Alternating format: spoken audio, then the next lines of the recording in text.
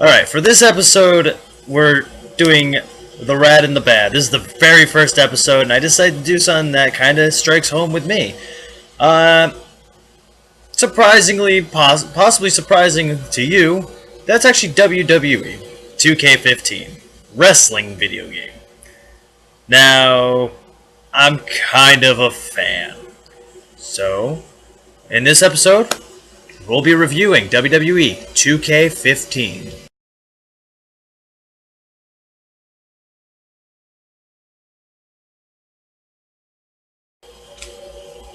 Never understood snapbacks. I also never understood why my microphone was so high up. Alright, so like I was saying, today's review is on WWE 2K15. Now, I do have some complaints about it that I hope are fixed in the next game, WWE, possibly 2K16. Now, WWE used to have its games made by THQ.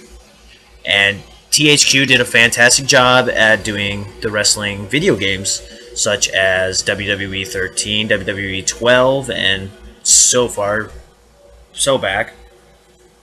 But also, after THQ went out of business, 2K Games went and took over. Now, 2K Games made WWE 2K14? 2K14. Sounds right, yes, 2K14. And they did great with it. I loved that game. It was so great. It was fantastic. Every little aspect of it, I loved it. The only thing I could say was the rivalries were kind of, It was difficult to do that with. But it was great, and I loved every second of that game. So, like WWE 2K14, I do have complaints about WWE 2K15. I also have good things to say about it. So, here we go. Let's start with the good things. First off, great campaign. It started off with, you could play one of two campaigns. The one I first played was called Hustle, Loyalty, Disrespect, which was the rivalry between John Cena and CM Punk, which I thought they did so good at recreating it with the animations on the game characters. It was so cool seeing CM Punk and John Cena duking it out again. That was the rivalry I remember very clearly because I just started watching wrestling again when that rivalry started up, which was really cool for me to see it in video game format. Now, it did a fantastic job at recreating it, like I said, from the first time that the two faced off, to CM Punk's pipe bomb, to John Cena finally beating CM Punk in a big match situation to earn the chance to face The Rock at WrestleMania. The Rock, by the way, kids, is what you now call Dwayne Johnson. History lesson! Hooray! Okay. Now, the other campaign was called, I think it was called Best Friends, Better Rivals, or Better Enemies, something like that. And it was the rivalry between Shawn Michaels and Triple H. This was a rivalry that started when I first started watching wrestling, and had been going around for a while. And once again, they captured it piece by piece, reenacting everything perfectly with the animations. The only thing is, I don't like Michael Cole, so I don't know why they let him be the voice instead of Jim Ross like they did in the other games. I would have much rather Jim Ross be the commentator, but small thing that we can get over. Now, like I said, once again, it recreated the rivalry perfectly, from when Triple H stabs Shawn Michaels in the back to when Shawn Michaels wins the World Heavyweight Championship at the Elimination Chamber, and then finally Triple H defeats him in Hell in a Cell at Bad Blood. A great rivalry, a great reenactment of it in a video game scenario. 2K, you did fantastic there. I loved it. And I really have nothing else to say about the campaign. It was great. It was fantastic. And doing the little missions, was cool, and it's cool to unlock superstars from that time period. But the one thing I didn't like about that was it's unlocking this. It's just unlocking outfits for those superstars, like or retro versions of those of superstars that are already in the game, such as Kane, Triple H, Shawn wait, Shawn Michaels in that? I'm not counting Shawn Michaels yet. But it's just unlocking superstars that were already kind of in the game. Same thing with the CM Punk and John Cena one, where it mostly unlocked alternate outfits for John Cena and CM Punk. And I'm kind of getting a raw deal on that. I did all the missions and I got outfits. But whatever. Like I said, small things that just kind of you can kind of look over. Because there's DLC that are going to add like thousands of other superstars. Hooray! Now, moving on. There's another campaign that's called, I think it's called Who's Got NXT'd? Or something like that. And that was probably one of my favorite things because as a WWE fan, I bought into the WWE network for only $9.99. There's that plug that WWE always throws in. Now, I love NXT. NXT is just so awesome. Its matches are top shelf and actually better than the main roster WWE. NXT, you may, if you don't know, is the minor leagues of the WWE. So you'd have WWE and then NXT. However, the matches are NXT, WWE. But I digress. Who Got NXT is an awesome showcase of NXT talent, and it's so cool that you're showing the minor card in a major game such as this. And it's even highlighted more that the fact they have big names from NXT such as Bo Dallas, Adrian Neville, Corey Graves, and Sami Zayn. Sami Zayn especially, because Sami Zayn is probably one of my favorite NXT superstars, and he's the man. So it showcases actual matches they had with each other. And encounters from the very first NXT show, which was Arrival, to championship victories. Unless you're playing as Corey Graves, then you never see that title. Oh well. And it's also Sami Zayn. You never saw the belt either, but still, at the time, he recently lost the title. But once again, it's great. I love that campaign, and if you beat all the missions, if you beat every freaking match in the campaign, they give you a secondary thing to do, and that's beat the always overpowered John Cena, who will get shot and still kick out at 2. But it's so cool playing as an NXT superstar and then having to prove what you're worth against WWE's face, John Cena. And that's an awesome concept, and if you defeat John Cena with all the NXT superstars, you can use any WWE superstar, which makes the whole thing extremely easy. Playing as, like, my favorite WWE superstars, such as Bray Wyatt or Bad News Barrett, the matches go on for like 2 minutes. I play as an NXT guy, 5-minute matches. That's just to get a 2 count. But still, it's such a great campaign. They picked the right time to do it when NXT's really taking off. But yeah, it's fantastic.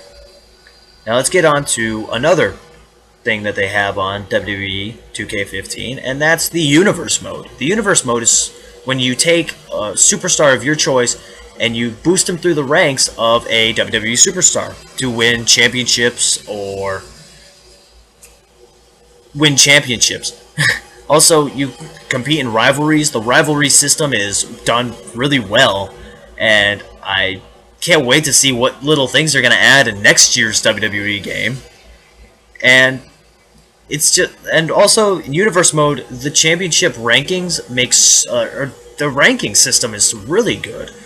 It's done very well, and like I said, the Universe Mode I have nothing against. Honestly, it's done very well, and the only thing I have against it is sometimes a superstar will randomly jump into your rivalry, like John Cena. I'm looking at the wrong thing. John Cena. Webcam. Me. It's not working here. But yeah, sometimes a superstar will just jump into a rivalry and you'll never see them again, which doesn't really make sense to me. However, whatever. Yeah. And so, Universe mode, I have nothing against. I think it was done well. The only problem I have, really, is the Undertaker's WrestleMania challenge. It's kind of weird, because Undertaker used to be this big, dominant force at WrestleMania, going 21-0. 21 wins, 0 losses every year at WrestleMania, until recently when Brock Lesnar broke the streak. However, now whenever someone challenges Undertaker at WrestleMania in this game, it's a cakewalk. I saw Bo Dallas freaking beat him, and that was sad to me. Well, I guess it all depends on how you feel about it. I guess the dark side will never compare to Bo leaving, but what can I say? Maybe Bo Dallas deserved it. I don't know. It's the video game. I don't know. And so, also, sometimes the Royal Rumble winner doesn't always get the title match, which, you know, that's actually kind of fitting. Yeah, that's how it is nowadays. Yeah. And sometimes the Royal Rumble winner sometimes someone wins the Royal Rumble and a bunch of people cancel their subscription to WWE Network. Really happened. Yeah. I don't understand it, but oh well. So, here comes me shitting on this game. This part pissed me off. The Create a Superstar section. What happened? 2K14, fantastic Create a Superstar section. I created more superstars than the game would hold. And this time around, I created one superstar and I said, that's it, I'm done. Fed up with it. And the thing that made 2K14 so good was it had multiple entrances that you could make original to your superstar. This one, you're copying, pasting different entrances from actual, like, it's a default. It's the default. You're picking from the generic WWE superstars that are already entering, so you have the same entrances over and over. You have Randy Orton taking on your created person? Oh, well, look at that. They both have the same entrance, though. Same music. Another thing, it wouldn't let you use custom soundtrack. What the hell? That was another cool feature. I don't know what happened, really. I don't know if maybe PS4, like, ruined that whole thing. I know you can't... Well, no, I don't know. I don't know what happened. So, something happened there that I don't fully understand. And so, with that being said, I got sick of the created entrance feature on it. It seemed like a lot of 2K's time went somewhere else on the game. And I feel that... I'm kind of worried about the next 2K game. I hope it's not as rushed as 2K15 was, because that's the feeling I'm getting. I'm feeling that WWE 2K15 was rushed. However, I have nothing good to say about it. I know I do. They do have a selection of songs that you can do as your theme, which that was pretty good. I still wish I could have that custom theme thing though, because I have songs that I downloaded on my PS3 specifically for some superstars. And now that 2K15's kind of said, no, you're not allowed to do that. It's kind of like, okay, well, I don't need these songs anymore. So, and also create a moveset that got kind of because a lot of the moves aren't finishing worthy. Like signature and finishing moves, it's not the same as WWE 2K14. And another thing I had against 2K14 was the create a finisher area. that was kind of bad because it didn't actually work. You hit someone with your finisher and they kicked at it 1. And it's like, okay, that's my move. I dropped you on your head 3 times. How did you kick out? And it doesn't work, but whatever. 2K15 took that whole concept out. You do not have original finishing moves. You do not have an original entrance. You do not have original entrance music. The whole creation process just blew my mind at how bad it was. And I was so frustrated at it. I don't know. Yeah, that's really all there. Oh, wait. One more thing. The jukebox. That game had an awful soundtrack. Like, if they came out with WWE 2K15, the soundtrack, I would buy it, then sell it to someone twice the price to ease my suffering. It was really bad. I didn't like it. And I hope that 2K15 doesn't see this as me mocking them. I hope wow, 2K Games, talking to the game like it's an actual company. No. I hope that 2K Games sees this and doesn't take offense, but as just a criticism to what to do or what I would like to, or what I and possibly a lot of other people would like to see in 2K16 if it does come out. And hopefully they make the game the way that we would like it. And I will end on a positive note. I'm loving the DLC. WCW Superstars was cool. NXT Superstars even cooler. One problem. Why JBL? Why did you put JBL? That's a WWE legend right there. And you put him in NXT. I understand he was the general manager for a little bit, but does that mean William Regal's going to be in the next NXT DLC for 2K16? I don't think he should.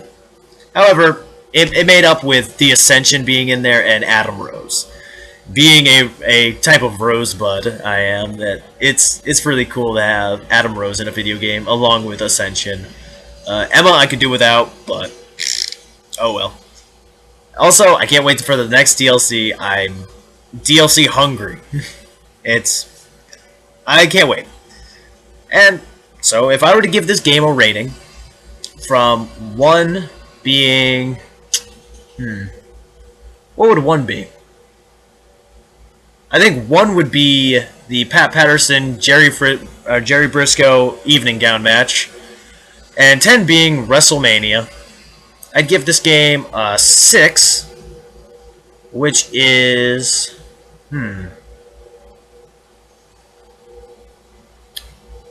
it'd be 6. The New Age Outlaws title reigns.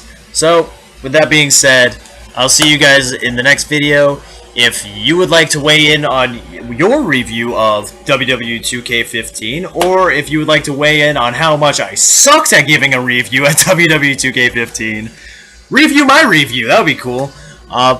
With that being said, put that in the comments, by the way. Just letting you know, in case you didn't know. In case you didn't know, I'm letting you know now. You picking up what I'm putting down? You should be picking up what I'm putting down and spreading it all around. So, with that all being said, I'll see you guys in the next video. I'll see you guys tomorrow with more Stray. And until then, stay radical, my radicals. See ya!